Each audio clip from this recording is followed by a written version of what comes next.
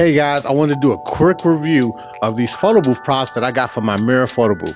So as you can see right here, these are some nice sturdy props. So these are made out of plastic. They have like the different sayings on top of it just to use it. I use it for plenty of photo booths. You can see in my videos that I've taken out to many photo booths where I've ran events, had these things out and not had to worry at all. You know what I'm saying? With them being plastic and kind of like styrofoamy, I'm not worried about kids destroying them. Right here is our hats that we've also got from online. They're not very they're not super sturdy, but they are, you know, foldable. They are bendy. They're not gonna break, you know what I'm saying? So you don't have to worry about constantly rebuying the same thing over and over again.